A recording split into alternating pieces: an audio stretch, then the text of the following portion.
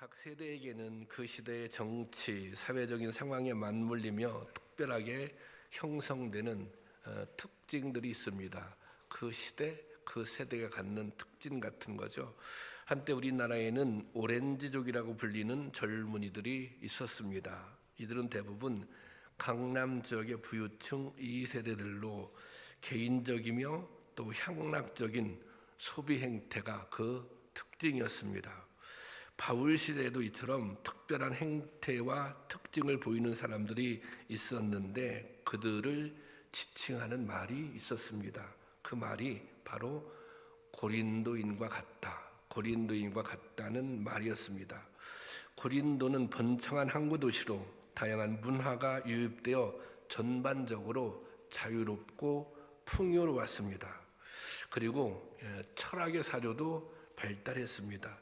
고린도 사람들은 스스로 지적, 문화적 수준이 높다고 생각했고 현실의 즐거움을 중요하게 여겼습니다. 이런 고린도의 특징이 하나의 풍조가 되어 이런 삶을 추구하는 사람들, 그 시대에 이런 삶을 추구하는 사람들을 고린도적이다, 고린도인 같다, 그렇게 말했던 것입니다. 가만히 생각해 보면 오늘 우리 시대에도 이런 모습이 있는 것 같습니다. 그러다 보니 고린도는 복음을 전하기에 매우 어렵고 힘든 지역이었습니다. 바울이 고린도에서 복음을 전할 때 복음을 전하는 것이 너무 힘들어서 바울이 포기하려고 했던 이제 그런 순간도 있었습니다. 그래서 이제 그 어려웠던 순간들이 이제 이렇게 표현되고 있어요. 고린도전서 2장 3절 말씀. 다 같이 함께 볼까요? 시작. 내가 너희 가운데 거할 때 약하고 두려워하고 심히 떨었노라. 이렇게 힘들었다는 거예요. 고린도에서 사역하는 것이. 하지만 바울은 이곳에서 복음을 전했고 1년 6개월 동안 머물면서 복음을 전했는데 마침내 교회를 세우게 되었습니다. 뿐만 아니라 그 교회가 점차 부흥도 했습니다. 그러자 바울이 이제 다른 곳으로 떠나게 됩니다. 바울이 다른 곳으로 떠나게 된 이유는 이제 이것이 이제 바울의 이 복음 전도의 이런 그 모습인데요. 어느 정도 교회가 세워졌으니까 이제 다른 곳에 가서 복음을 전하기 위해서 떠나는 것입니다. 그런데 바울이 교회를 떠나자 얼마 안 있어서 교회에 혼란이 찾아왔습니다. 여러 가지 문제들이 교회 안에 생겨났고 그것이 혼란으로 이어진 것입니다. 본문은 바울이 혼란에 빠진 이 고린도전서는 이 혼란에 빠진 고린도 교회를 위해 쓴 편지입니다. 이 편지에서 바울이 가장 강조하는 것이 있는데 오늘 설교 제목에 나타나 있는 십자가의 도입니다. 이 십자가의 도라고 하는 것은 복음의 본질을 뜻한다고 볼 수 있습니다. 이것은 고린도 교회가 가지고 있는 모든 문제들, 그것은 교회가 또 성도들의 삶이 십자가의 본질에서, 신앙의 본질에서 벗어나 있기 때문에 생긴 문제다라고 하는 것이 바울의 진단입니다. 오늘 혼란한 이 시대에 우리에게도 가장 중요한 것은 십자가의 복음을 바르게 알고 또 그 이치를 따라 사는 것입니다. 고린도 교회의 가장 심각했던 문제 중에 하나는 교회의 분열이었습니다. 고린도전서 2장 12절을 세 번역을 올려놨는데요. 제가 볼게요. 여러분은 저마다 말하기를 나는 바울 편이다. 또 교회 안에 나는 아볼로 편이다. 또 나는 게바 편이다. 그러니까 또 어떤 사람들, 일부의 사람들은 그래? 그럼 나는 그리스도 편이다. 이렇게 말했다는 것입니다. 그래서 교회가 갈라진 거예요. 교회가 분열이 된 것입니다. 왜 동일한 고백을 가진 성도들이 이처럼 서로 분열하게 되었을까? 그것은 자신의 입장, 자신의 생각이 복음보다 또 교회보다 더 중요하다고 생각했기 때문입니다. 공동체보다 자신의 입장이 더 중요하다고 생각하니 분열이 일어날 수밖에 없었던 것입니다. 고린도 후서에 가면 고린도 교회의 분열과 혼란이 더욱 심각해집니다. 당시에 바울과 같은 사도 이외에 여기저기 돌아다니며 말씀을 전하는 전도자들이 있었습니다. 이 사람들을 방랑설교가, 돌아다니면서 말씀을 전하는 사람들, 그래서 방랑설교가라 불렀습니다. 그런데 이 고린도 교회에도 방랑설교가들이 찾아왔습니다. 그런데 이들은 화려한 언변, 또 겉으로 뭔가 카리스마 있는 능력, 이런 것들을 내세우며 고린도 교회에 파고든 것입니다.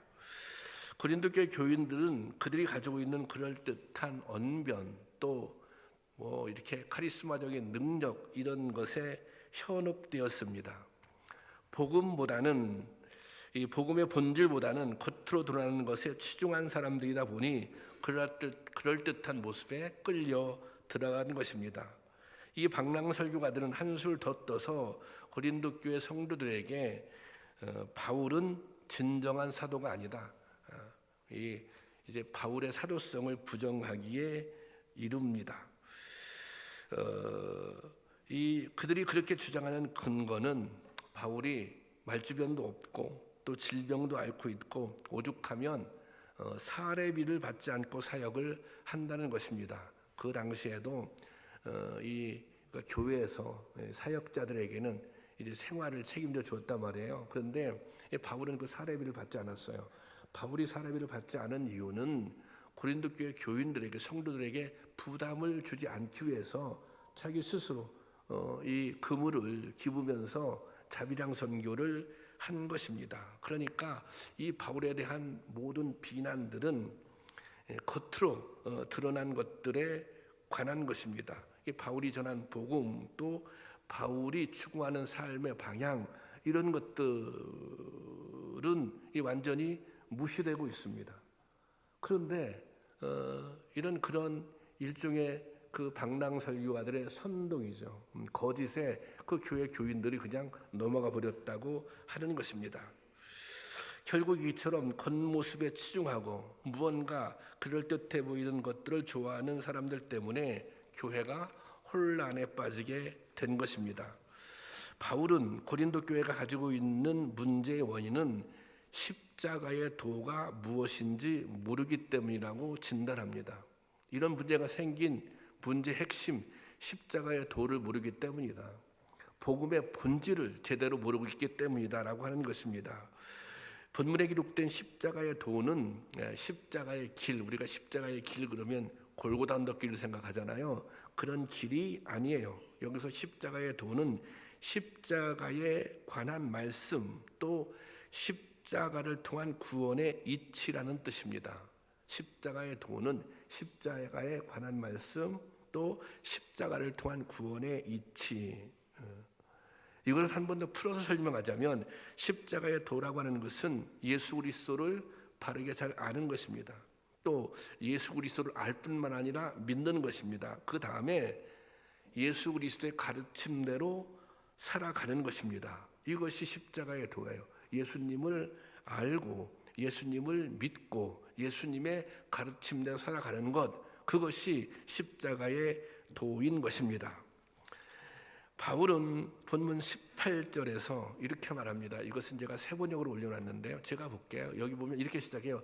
십자가의 말씀이, 이게 개역 개정에서는 십자가의 도가 이래요.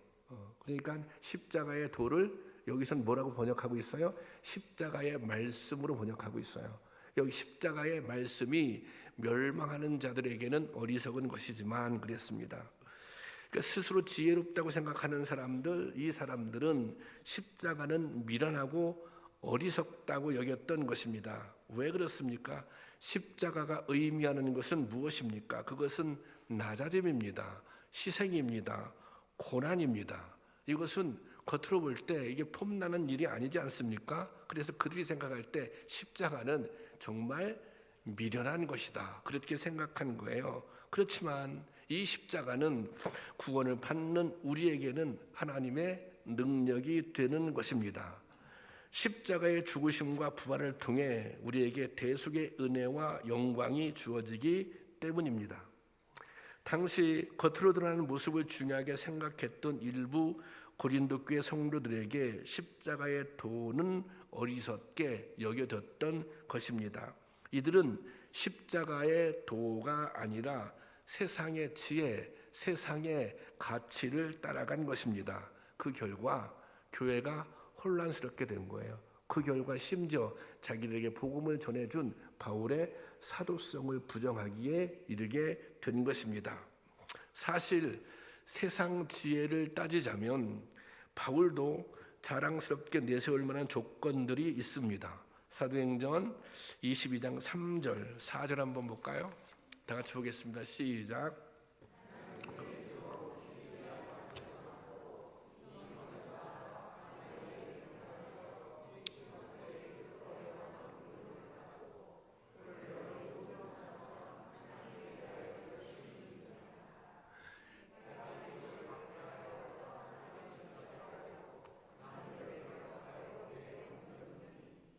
이 말씀이 뭐냐면 바울이 그거예요. 바울도 자랑을 하자면 나도 뭔가 이 고린도 교회 성도들이 뭔가 이렇게 그럴듯한 방랑설교가에 미혹된 거 아닙니까? 그들은 정말 자기를 능력 있는 사도라고 막 자랑을 당했어요. 근데 바울이 아니 나도 그렇게 자랑하자면 나도 자랑할 것이 있다. 난 좋은 가문에서 태어났다는 거예요. 그리고 좋은 학벌을 가지고 있다는 거예요. 그리고 정말 또 유대교에서 하나님에 대한 열심도 있었다는 거예요. 그때 난 그랬다. 이게 이 세상 지혜로 따지자면 나는 이제 훨씬 더 지금 뭐 방랑설교다 못지않게 더 높은 수준이었다는 거예요. 그런데 이 바울이 그런 열심을 가지고 무엇을 했는가? 그런 이 지식을 가지고 무엇을 했는가? 여기 4절 말씀이잖아요. 이 도를 박해해서 예수님을 믿는 사람들을 박해하고 사람들을 죽이기까지 하고 남녀를 결박하여 오게 넘겼다는 것입니다. 그러니까 그때에는 내가 십자가의 도를 업신여기고 핍박했었다는 것입니다. 왜 그랬을까요? 십자가의 도가 무엇인지 몰랐기 때문에 그런 거예요. 우리를 구원에 이르게 하는 그 이치가 무엇인지를 몰랐기 때문에 그런 것입니다. 하지만 다메섹 도상에서 주님을 만난 이후에 바울은 깨달았습니다. 무엇이 중요한지, 무엇이 진짜인지. 다시 말하자면 십자가의 도를 깨달은 거예요. 구원의 이치를 깨달은 거예요. 이 구원의 이치를 깨닫고 보니 그동안 자기가 자랑스럽게 생각했던, 자기가 뭔가 자긍심을 가졌던 그런 모든 것들이 이게 헛되다, 부질없다라고 하는 것을 깨닫게 된 것입니다. 그래서 빌립보서 3장 8절에 이렇게 고백하고 있어요. 다 같이 보겠습니다. 시작. 또한 모든 것을 해로 여김은 내 주 그리스도 예수를 아는 지식이 가장 고상하기 때문이라. 내가 그를 위하여 모든 것을 잃어버리고 배설물로 여김은 그리스도를 얻고. 자기가 추구해왔던 그런 뭐 지식 또 사회적인 지위 이런 것들을 이게 정말 배설물처럼 생각할 정도로 정말 중요한 것은 어떻게 하면 내가 구원을 받을 것인가, 그것이 가장 중요하다고 하는 것을 깨닫게 된 것입니다. 그러니까 십자가의 은혜를 깨닫고 나니 가치관이 바뀐 것입니다. 이 십자가의 은혜를 깨닫고 나니 세상을 보는 눈이 달라진 것입니다. 이 십자가의 은혜를 깨닫고 나니 그러니 뭐예요? 그의 삶도 바뀌어진 것입니다. 그래서 이 정말 그리스도인들을 박해하던 바울, 그때는 사울이었죠. 근데 목숨 걸고 그리스도를 증거하는, 복음을 전하는 사람으로 바뀌지 않습니까? 바울은 이제 다른 그 무엇보다 십자가의 복음과 구원을 가장 가치 있는 것으로 여기게 된 것입니다.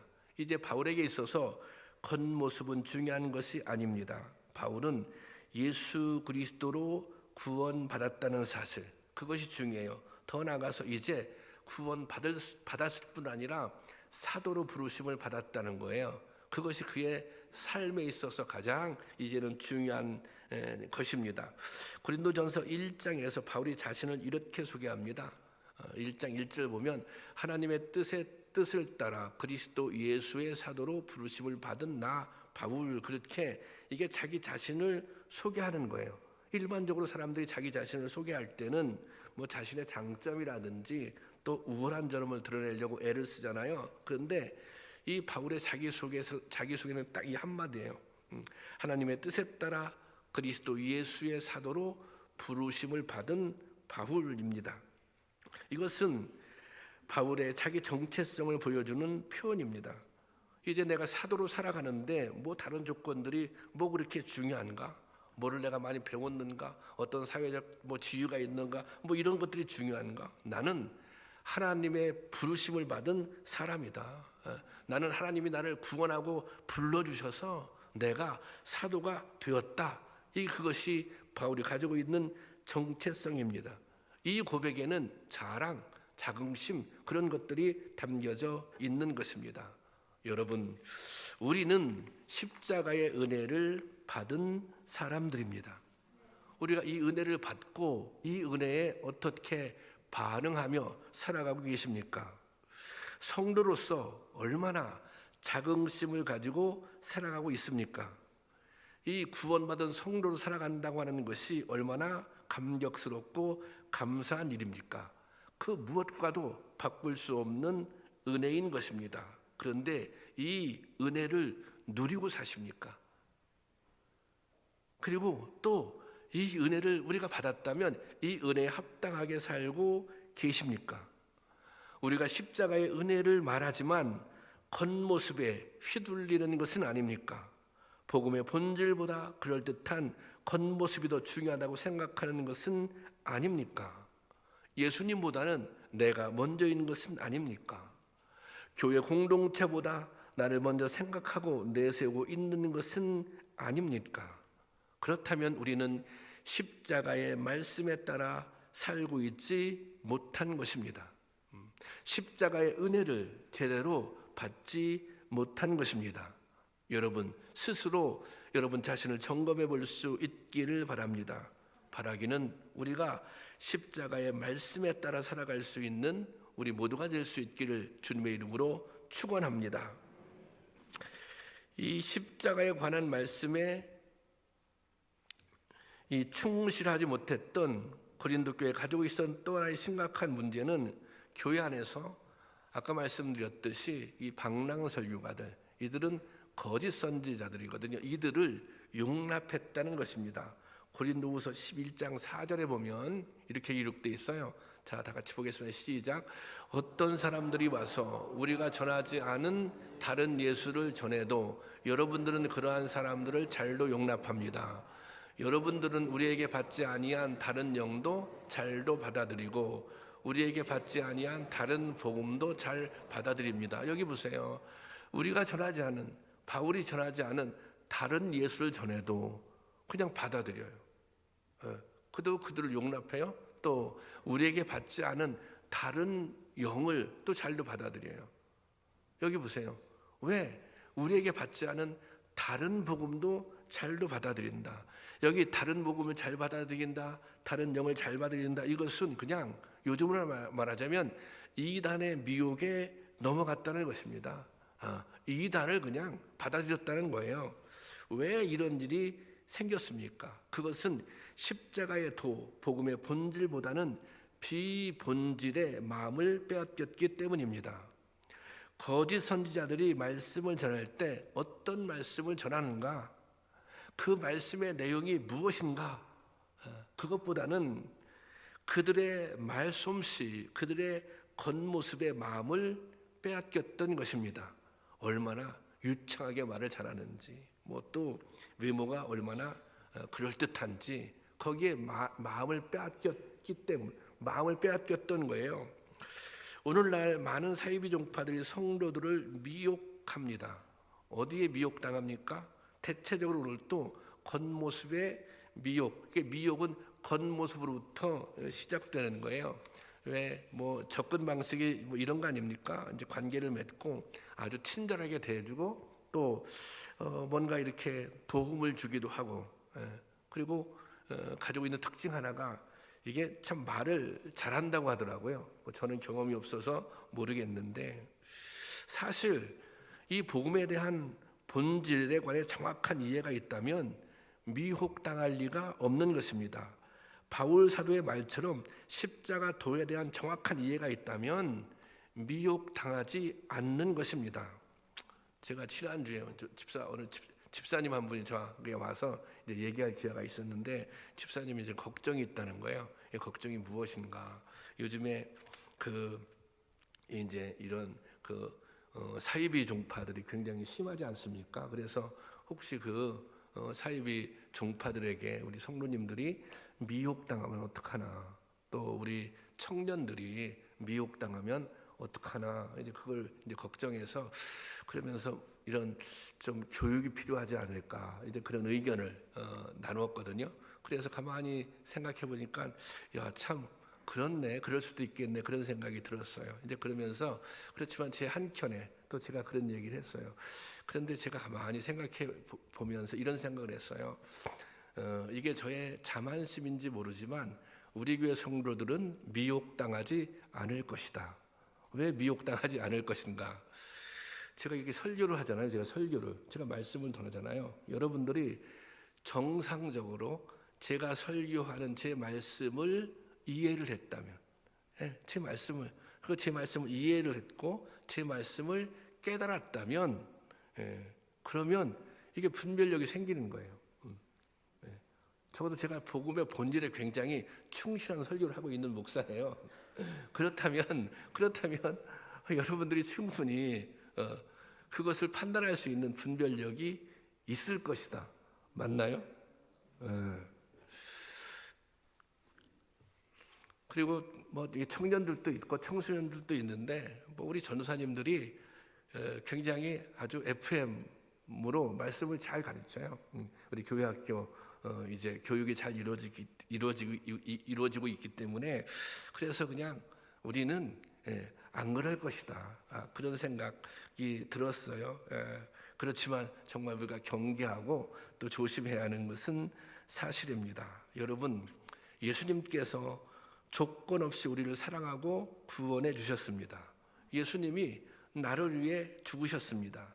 십자가 아니면 주님 앞에 나올 수도 없고 영원히 죽을 수밖에 없는 죄인이었습니다. 그런데 우리가 구원을 받았습니다. 이것이 복음의 본질입니다. 복음의 본질인 예수님만 바라보고 삶의 주인으로 인정할 때 우리가 바른 신앙의 길을 갈 수 있는 것입니다. 어떤 미혹에도 흔들리지 않게 되는 것입니다. 그런 은혜가 우리 가운데 있기를 주님의 이름으로 축원합니다. 자, 이 사도 바울은 자기를 자랑하고 자기 주장만 내세우는 고린도 교인들을 향해 이렇게 말합니다. 고린도전서 1장 26절입니다. 함께 보겠습니다. 시작. 형제자매 여러분, 여러분이 부르심을 받을 때 어떠하였는지 생각해 보십시오. 육신의 기준으로 보아서 지혜 있는 사람이 많지 않고 권력 있는 사람이 많지 않고 가문 훌륭한 사람이 많지 않았습니다. 자, 이것은 그거예요. 하나님께서 고린도 교회 교인들을, 성도를 불러줄 때 그 처지를 생각해 보라, 이런 거예요. 너희가 잘나서 하나님께서 너희를 불러준 것이 아니라. 그리고 그때 돌아가 보면, 아니 잘난 사람이 도대체 몇 명이나 있었느냐. 오히려 하나님께서 고린도 교회 성도들을 불러주신 이유, 그들이 부족했기 때문에 불러주셨다는 것입니다. 그들이 가지고 있는 연약한 모습 때문에 하나님이 사랑해 주셨다는 것입니다. 바울은 이런 하나님의 사랑을 또 이렇게 선포합니다. 이어지는 27절 말씀 한번 볼까요? 다 같이 보겠습니다. 시작. 그러나 하나님께서 세상에 미련한 것들을 택하사 지혜 있는 자들을 부끄럽게 하시려고, 세상에 약한 것들을 택하사 강한 것들을 부끄럽게 하려 하시려고, 약한 자들을 부르신 이유, 부족한 사람들을 사랑하신 이유예요. 그리고 28절까지 시작. 하나님께서 세상에 천한 것들과 멸시받는 것들과 없는 것들을 택하여 있는 것들을 패하게 하시나니. 그 다음에 29절 보겠습니다. 29절. 이는 아무 육체도 하나님 앞에서 자랑하지 못하게 하려 하심이라. 십자가의 중요한 도 중에 하나가 뭐예요? 어떤 육체도 하나님 앞에서 자랑할 수가 없다는 거예요. 그것을 사실은 고린도 교회에서 이 부르심을 받은 성도를 통해서 보여주고 싶었던 거예요. 아니, 십자가 앞에서 자기를 자랑할 수 있는 사람이 누가 있겠습니까? 또 하나님 앞에서 자기 자신을 내세울 만한 사람이 누가 있겠습니까? 이 고린도 교회는 뭔가 이게 잘난치 않은 분위기였어요. 뭐 겉모습을 가지고 막 폼을 잡는 그런 분위기였어요. 그래서 이단자들에게 쉽게 넘어갔던 것입니다. 그러나 고린도 교회는 그런 사람들만 있었던 것이 아니라 약한 사람들이 있었습니다. 오히려 대부분 더 연약한 사람들이었습니다. 그런데 뭐 교회 분위기가 막 잘난 체 하잖아요. 막 뭔가 뭐 가지고 막 폼 잡잖아요. 겉모습을 가지고. 그러면 그런 분위기면 연약한 사람들은 어떻게 돼요? 막 기가 죽잖아요, 기가. 그럴 수 있잖아요. 그런데 이 바울의 가르침은 이 연약함, 내가 가지고 있는 연약함 때문에 기죽을 필요가 없다는 것입니다. 위축될 필요가 전혀 없다는 것입니다. 오히려 연약함 때문에 하나님의 일꾼으로 쓰임받게 된다는 것입니다. 왜냐하면 이 연약함이 하나님의 능력을 나타내는 통로가 되기 때문입니다. 바울이 그렇게 얘기해요. 이 거짓 선지자들은 막 자기를 자랑해요. 자기의 능력을 자랑해요. 내가 이렇게 많이 배웠거든. 내가 이렇게 능력이 있거든. 막 그걸 자랑해요. 근데 바울이 그들을 향해서 하는 말은 그거예요. 나는 자랑할 게 없어. 아니, 내가 자랑하자면 나도 자랑할 게 많이 있는데 그런 식으로. 근데 내가 자랑할 수 있는 건 딱 한 가지야. 그건 뭐예요? 나는 내가 약함을 자랑하겠다. 늘 바울은 그 질병 가운데 있었잖아요. 내가 막 가시가 있었잖아요. 난 내가 약함을 자랑해. 내 가시를 자랑해. 왜 자랑해? 내가 약하기 때문에 나는 주님을 더욱더 의지할 수밖에 없는 거예요.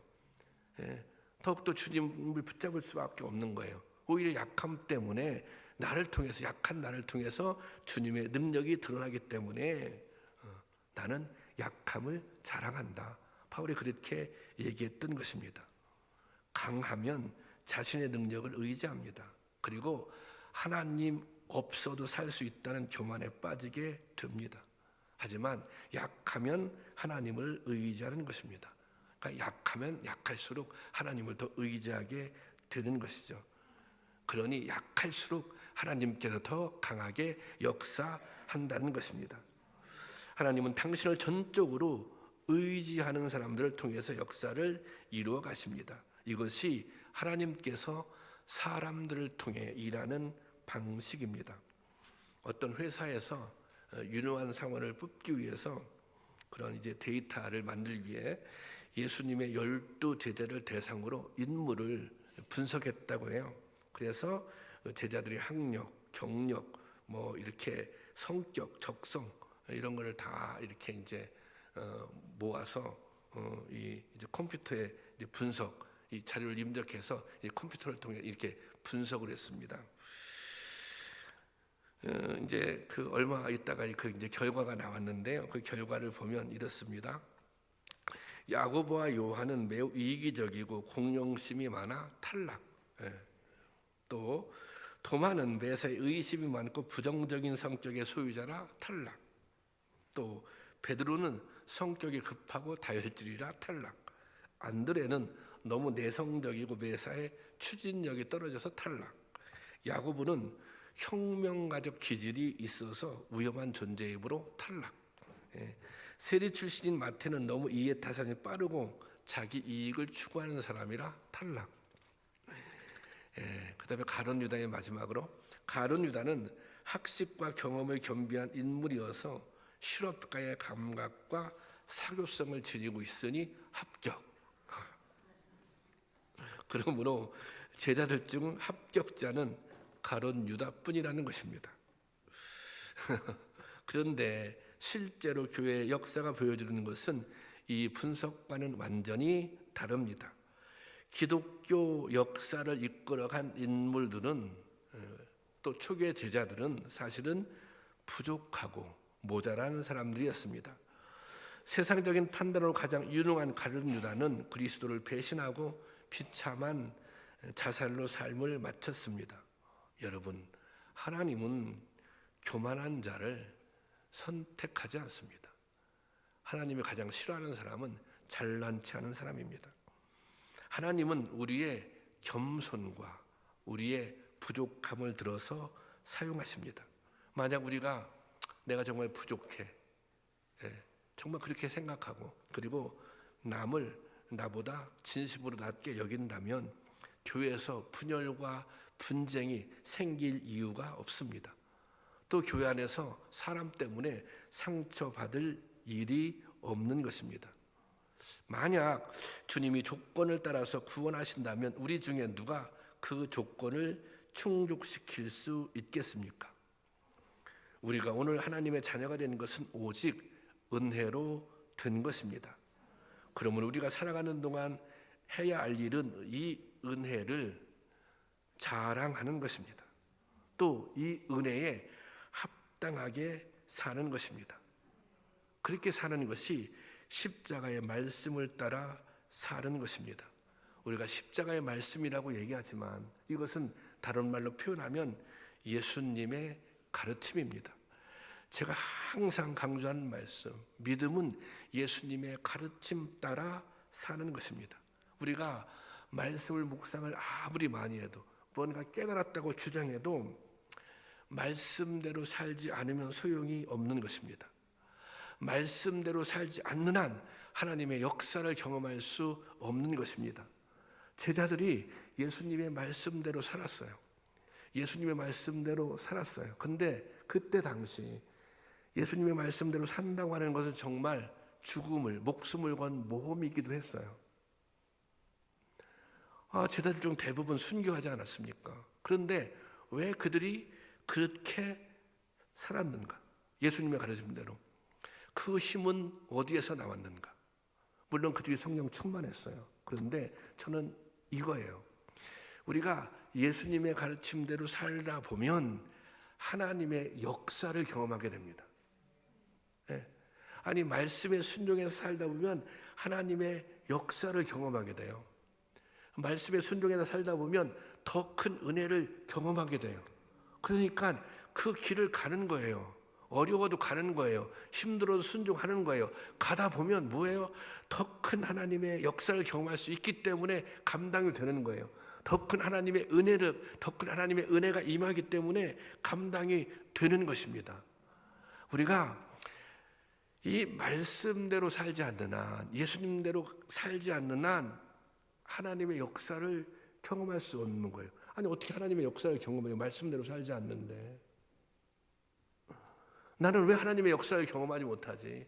내 인생에 왜 하나님의 역사가 일어나지 않을까? 그러면 스스로 한번 반문해 보세요. 나는 얼마나 하나님의, 예수님의 가르침에 따라 살고 있는가? 나는 얼마나 전적으로 하나님의 말씀에 순종하는가? 십자가의 도를 따라 살면, 십자가의 말씀대로 살면 반드시 하나님의 역사를 경험하게 된다고 하는 것, 하나님이 주시는 놀라운 은혜를 경험하게 된다는 것, 이것이 진리입니다. 이것이 성도들로 하여금 힘들어도 믿음으로 살게 하는 힘인 것입니다.